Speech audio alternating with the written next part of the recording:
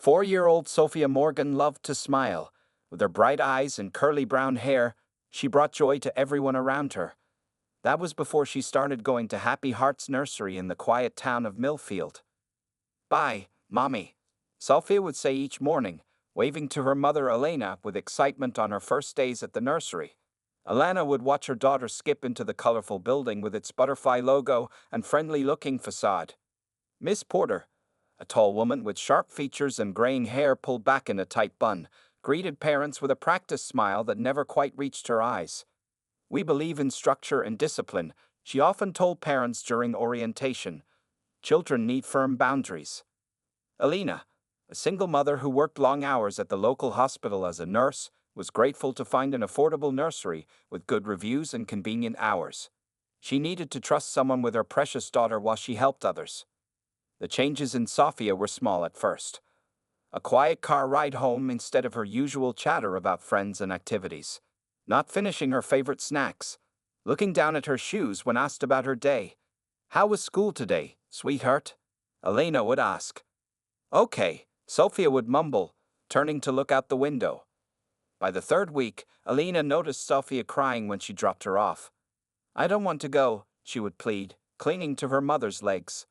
"Miss Porter says I'm bad," Sophia whispered one night during bedtime. "She says I'm the worst girl in class." Elena's heart sank. "What do you mean, honey? What happened?" "I spilled my juice," Sophia said, tears filling her eyes. "She got really angry and squeezed my arm hard. She told me I had to sit in the corner all day." The next morning, Elena noticed small bruises on Sophia's upper arm. They looked like fingerprints. When Elena examined them more closely, Sophia pulled away. That day, Elena left work early to pick up Sophia. She arrived during playtime and watched through the classroom window before entering. Miss Porter was smiling and chatting with another parent while the children played. Everything looked normal. When Miss Porter noticed Elena, she waved her in. "Elena, you're early today." "I wanted to talk about Sophia," Elena said quietly, pulling the teacher aside. "She came home with bruises yesterday, and she's been upset about coming to school." Miss Porter's smile tightened. "Sophia tends to be very dramatic. She fell during outdoor play yesterday. We documented it in our incident report. As for not wanting to come to school, many children go through adjustment periods. It's perfectly normal." "She said you called her the worst girl in class," Elena pressed. Miss Porter laughed lightly. "Children often misinterpret things. I might have said she made the biggest mess when she spilled her juice all over our new books. We need to teach responsibility after all." Elena noticed Sophia across the room, sitting alone while other children played together. Her usually bright face looked sad and tired. That night, Sophia cried again at bedtime. "Please don't make me go back, Mommy." The next day was worse. Sophia threw up before school from anxiety. Elena called in sick to work and kept her daughter home. Throughout the day, Sophia seemed like her old self, laughing, playing, talking non-stop about her favorite cartoon characters. But the following morning brought tears again. In the bathroom, Elena discovered more bruises on Sophia's back and shoulders. "Miss Porter puts me in the dark closet when I cry," Sophia finally admitted. "She says big girls don't cry, and I'm just a baby who needs to learn." Elena felt sick to her stomach. She hugged her daughter tightly, her mind racing with worry, anger, and guilt. How long had this been happening? How had she missed the signs? "You won't have to go back there," Elena promised, though she had no idea what she would do about work. What Elena didn't know was that across the hall in their apartment building, someone else had noticed Sophia's tears too, someone who would change everything. Elena Morgan called the nursery director that morning to report her concerns about Miss Porter. The director, Mrs. Wallace, had owned Happy Hearts for 15 years and had a reputation for running a tight ship. "Miss Porter is our most experienced teacher," Mrs. Wallace said firmly. "We've never had complaints about her methods before." "But my daughter has bruises," Elena insisted, her voice shaking. "She's terrified to go to school." There was a pause on the line. "Some children need firmer guidance than others, Ms. Morgan. Perhaps Sophia is having trouble adjusting to our structured environment." Elena felt her face grow hot with anger. "Are you saying my daughter is lying about being locked in a closet? About being grabbed hard enough to bruise?" "Children often exaggerate, especially when they're seeking attention. Mrs. Wallace replied coolly. We can schedule a meeting to discuss Sophia's behavioral challenges if you'd like. After hanging up, Alina paced her small apartment. She couldn't afford to quit her job or find another daycare on such short notice. Most places in town had waiting lists months long. With no family nearby to help, she felt trapped. Alina took pictures of Sophia's bruises with her phone and made an appointment with their pediatrician for that afternoon. Dr. Chen examined Sophia carefully while the little girl sat silently on the examination table, clutching her stuffed rabbit. These bruises are concerning, Dr. Chen said quietly to Elena while Sophia colored in the waiting room afterward. They appear to be finger marks, consistent with someone grabbing her arms tightly. Her teacher, Elena said, tears forming in her eyes. But the school is denying everything. Dr. Chen handed Elena a tissue. I'm required by law to report suspected child abuse. I'll file a report today, but these cases can take time. Do you have any alternative care options for Sophia in the meantime? Elena shook her head. I've called everywhere. There are no openings, and I can't lose my job. I'm all she has. That night, Elena called her supervisor and arranged to switch to night shifts temporarily. It meant less sleep, but at least she could take Sophia to school late and pick her up early, minimizing her time with Ms. Porter. For the next 2 weeks, Elena dropped Sophia off after morning circle time and picked her up before afternoon activities. She noticed other parents doing the same thing. In the parking lot one day, she overheard a father telling his wife, I don't care what the director says. Tyler says Ms. Porter pinches the kids who don't nap. Elena approached them cautiously. My daughter Sophia says the same things. The mother looked around nervously before speaking. Our son comes home with bruises too. We complained, but Mrs. Wallace said Tyler was playing roughly with other children. Have you reported it? Elena asked. We tried, the father said, but without proof, it's just our word against theirs. The investigator spoke with Mrs. Wallace and Ms. Porter, but didn't observe anything concerning during her visit. More parents shared similar stories. They had all complained. They had all been dismissed. Some had reported to authorities, but Miss Porter was always on her best behavior during inspections. The children were too scared to speak up to strangers. Meanwhile, Sophia continued to deteriorate. She had nightmares almost every night, waking up screaming about the dark closet. She started wetting the bed again, something she hadn't done since she was 2. Her appetite disappeared, and she spent hours sitting quietly with her toys instead of playing with them. One evening, their neighbor Lisa knocked on their door. I have to work a double shift tomorrow. Could Sophia come play with Mia after school? Mia's been asking about her. 7-year-old Mia was Lisa's daughter. The girls had been friends since the Morgans moved in last year, despite their age difference. For the first time in weeks, Sophia smiled. Can I, Mommy, please? Elena hugged her daughter, grateful to see a spark of happiness. Of course you can, sweetie. What Elena didn't realize was that this simple playdate would set in motion the events that would finally end Sophia's suffering. Because unlike the adults who didn't believe or couldn't help, Mia was about to become the one person who would take action. Mia Jackson sat on the living room floor, carefully arranging her collection of colorful beads on a plastic tray. At 7 years old, she was already known for being observant and responsible. Her mother often called her my little grown-up because of how she noticed things that others missed. Today, she was waiting for Sophia to arrive for their playdate. Mia had missed seeing her younger friend around the apartment building. Before, they used to meet almost every evening at the small playground between their buildings, but lately, Sophia hadn't been there. When the doorbell rang, Mia jumped up and ran to answer it. Hi, Ms. Morgan. Hi, Sophia. Mia greeted them with a bright smile. Elena smiled back tiredly. Thank you for having Sophia over, Mia. Your mom said she'll be home from her errands in about an hour, and I'll pick Sophia up right after my shift ends at 7. Mia nodded seriously. I know. Mom said we can watch cartoons and have the snacks she left in the kitchen. I'll take good care of Sophia. As Elena left, Mia noticed how quiet Sophia was. Usually, the 4-year-old would be chattering about everything she had seen that day, from bugs on the sidewalk to the shapes of clouds. Now, she just stood in the doorway, clutching her small backpack. Do you want to make bead bracelets with me? Mia asked, leading Sophia to her colorful workspace. Sophia nodded and sat down cross-legged across from Mia.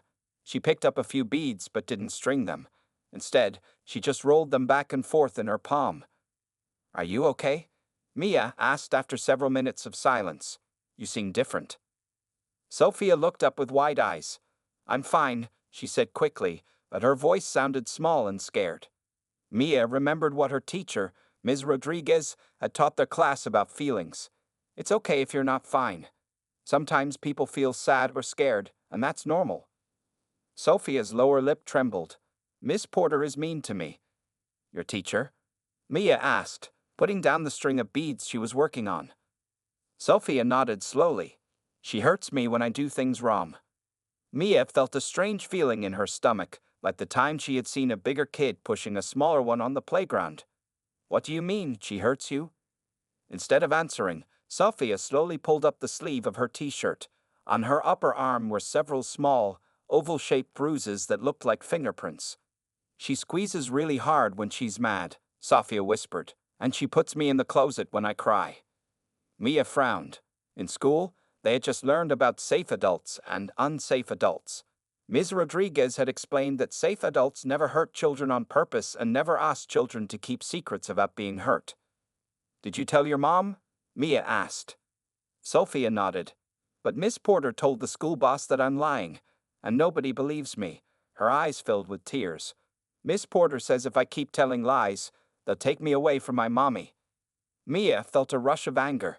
She knew that wasn't true. Her class had learned that telling trusted adults about being hurt was always the right thing to do.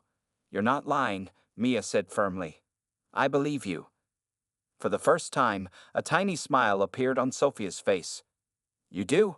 "Yes, and what she's doing is wrong," Mia said. She thought about what Ms. Rodriguez had taught them about emergencies. If someone was getting hurt, and regular adults weren't helping, you were supposed to call 911. Was this an emergency?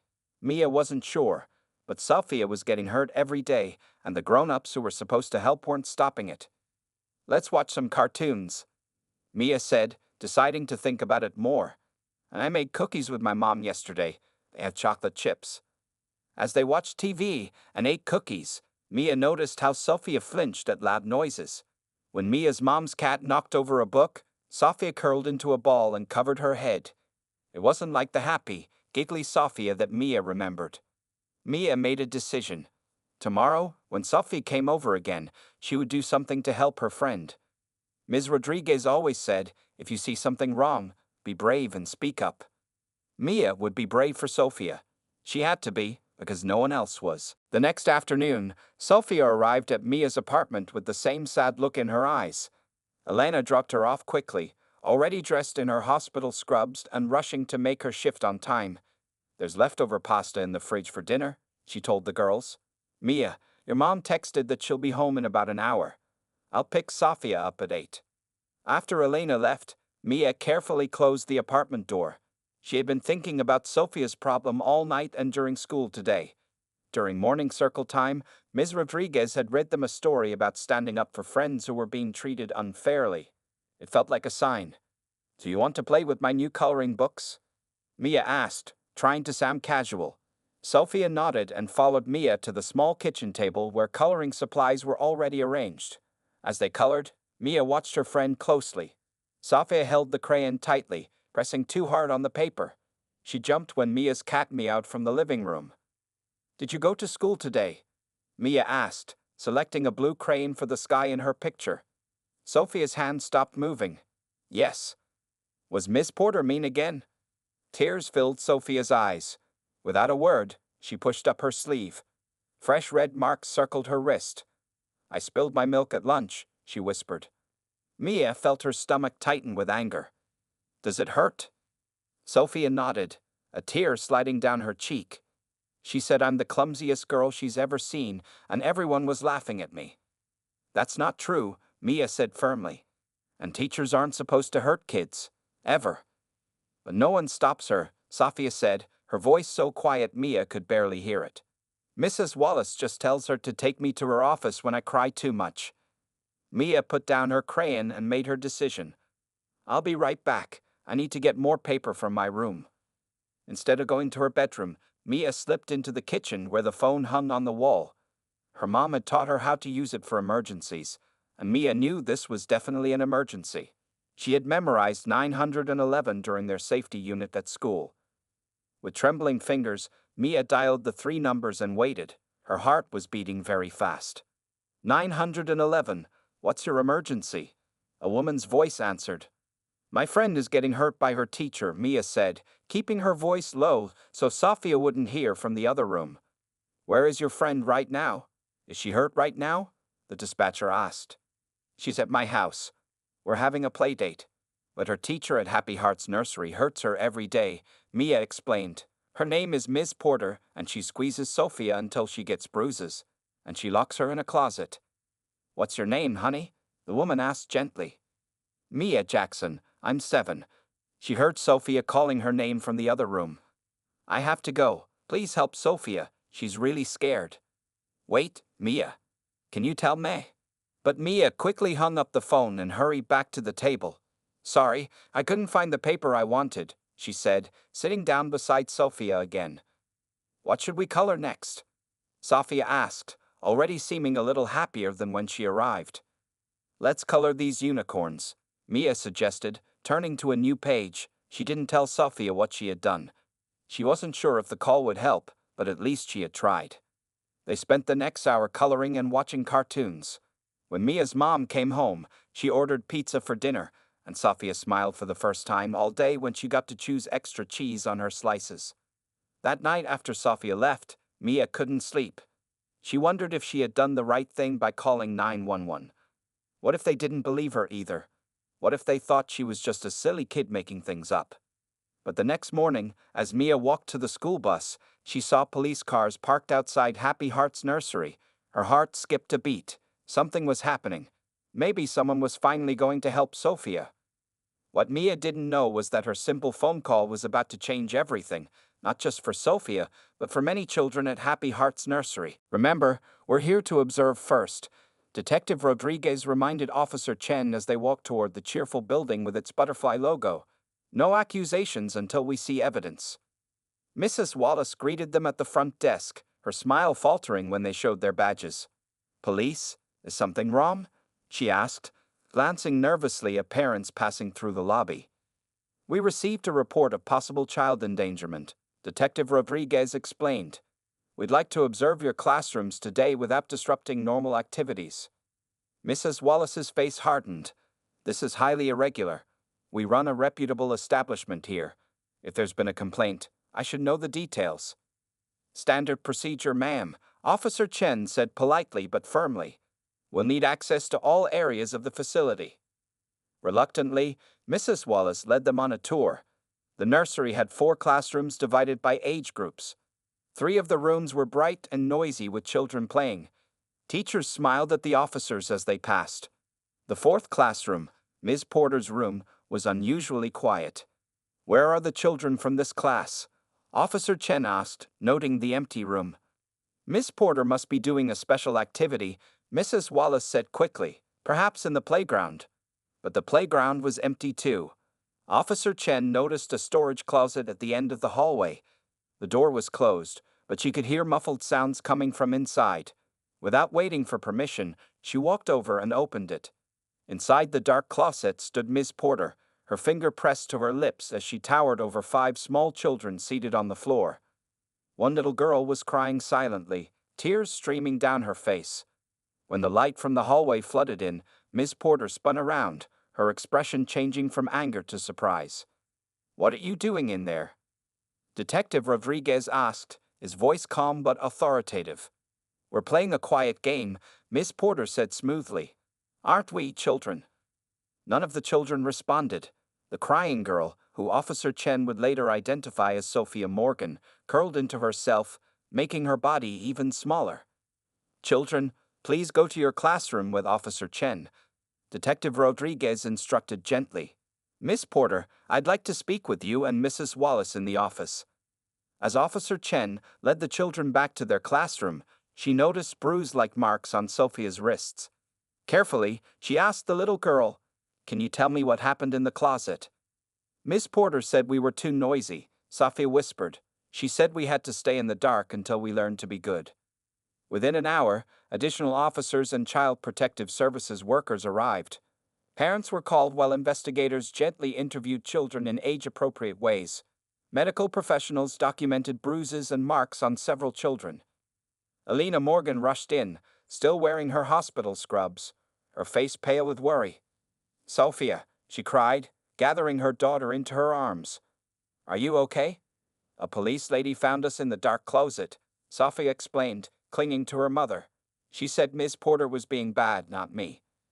Alina looked up at Officer Chen with tears in her eyes. "Someone finally believed her," she said. "How did this happen?" "We received a call from a brave 7-year-old named Mia," Officer Chen explained. "She reported that her friend Sophia was being hurt by her teacher." Alina's eyes widened. "Mia called you, but she's just a child herself." "Sometimes children see things more clearly than adults," Officer Chen said. "And sometimes they're the only ones willing to speak up." As the investigation continued throughout the day, more parents arrived, sharing similar stories of bruises, behavioral changes, and dismissed complaints. Computer records revealed that Mrs. Wallace had deleted multiple incident reports filed against Ms. Porter over the past 3 years. By afternoon, Ms. Porter was taken to the police station for formal questioning. Mrs. Wallace was also detained for obstruction and endangering the welfare of children. Outside the nursery, news vans gathered as word spread about the arrest. Parents hugged their children, talking in hushed, angry voices about the betrayal of trust. In the midst of the chaos, Detective Rodriguez knelt down to Sophia's level. "You were very brave to tell the truth about what was happening," he said. "And your friend Mia was brave too." Sophia looked up at him with wide eyes. "Will Miss Porter come back?" "No," he promised. "She won't be teaching children anymore." For the first time in weeks, Sophia's shoulders relaxed, and she held her mother's hand without trembling. The day after Ms. Porter's arrest, Elena sat on her couch, surrounded by crumpled tissues. Local news stations had been running the story all morning. Nursery teacher arrested for child abuse. Her phone kept ringing with calls from other parents, reporters, and even lawyers offering to represent her in a lawsuit against Happy Hearts Nursery. "Mommy, can I have more cereal?" Sophia asked, padding into the living room in her pajamas. For the first time in weeks, she had slept through the night without nightmares.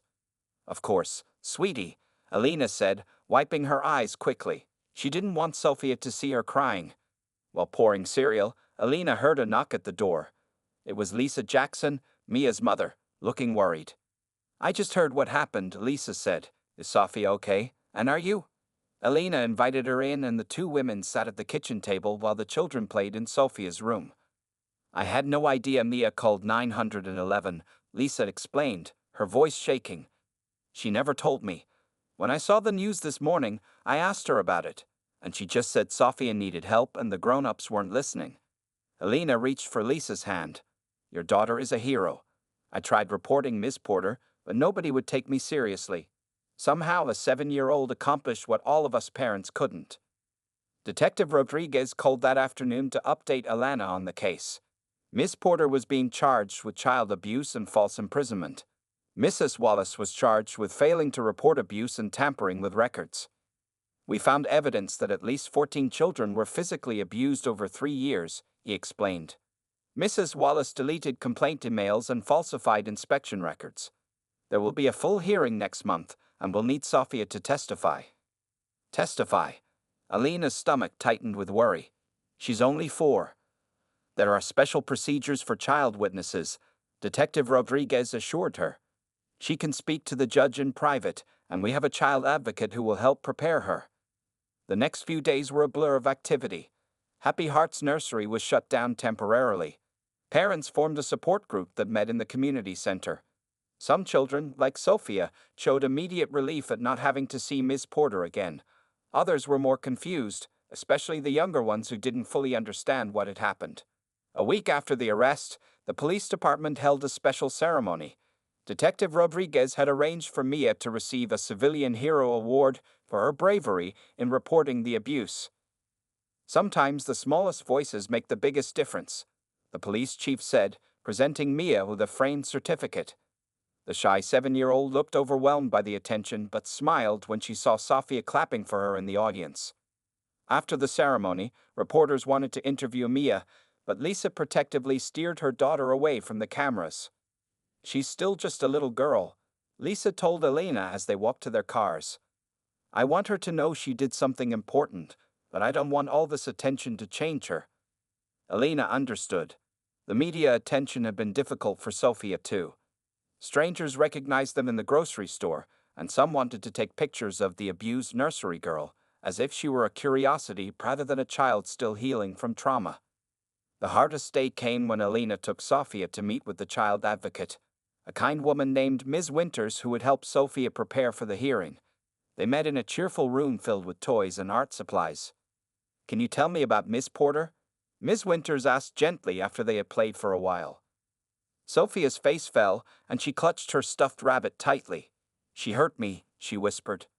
"I know that was very scary," Ms. Winters said. "But you're safe now, and by telling your story, you're helping make sure Ms. Porter can't hurt any more children." On the drive home, Sophia was quiet, staring out the window at passing cars. "Are you okay, sweetheart?" Elena asked, glancing at her daughter in the rearview mirror. "Mia says I'm brave," Sophia said thoughtfully. "But I didn't do anything brave." "She did." "You were brave every day," Elena told her, her throat tight with emotion. "And now you're being brave by telling the truth."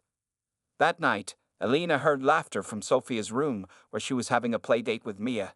It was the first real laughter she had heard from her daughter in months. The waiting room of Dr. Patrice Williams' office had walls painted soft blue with clouds. Colorful fish swam in a tank near comfortable chairs sized for both adults and children. Toys and books filled low shelves, but Sophia didn't reach for any of them.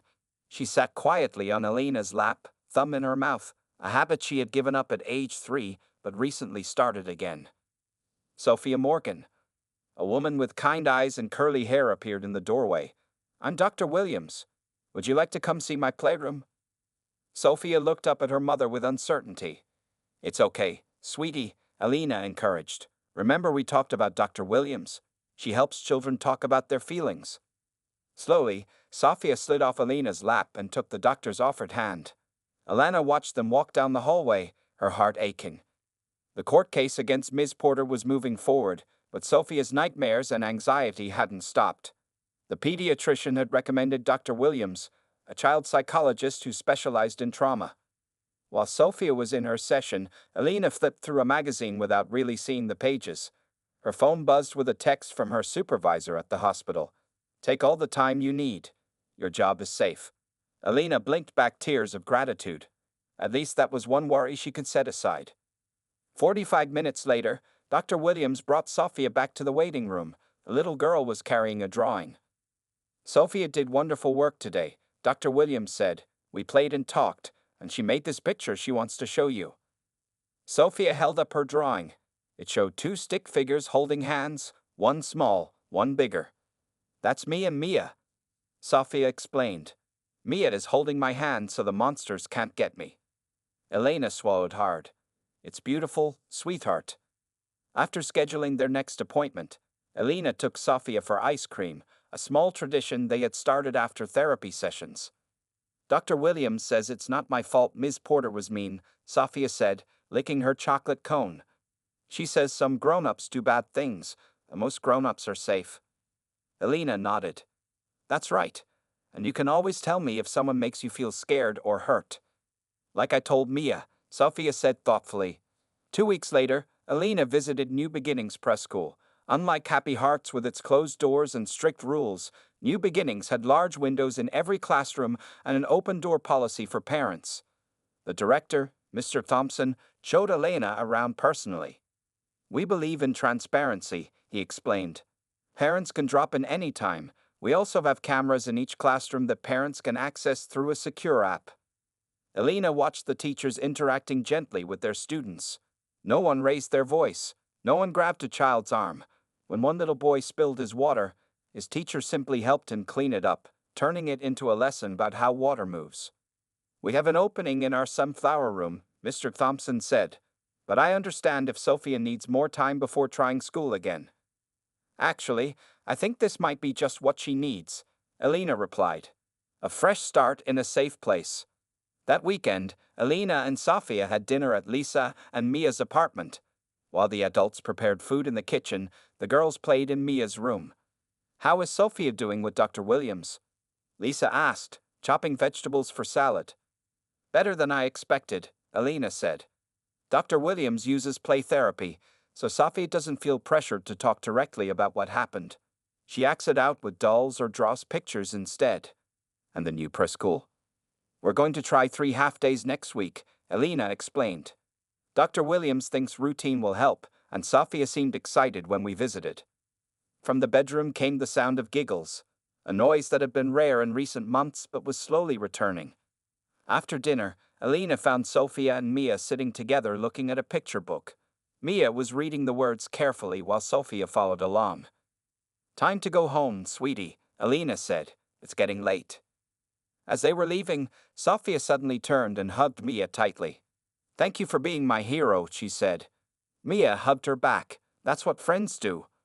Walking home under the stars, Sofia held Elena's hand and skipped every few steps. She pointed at the moon and asked if it was made of cheese. She laughed when a car honked. Small moments of childhood joy that had been missing for too long. The healing wasn't complete.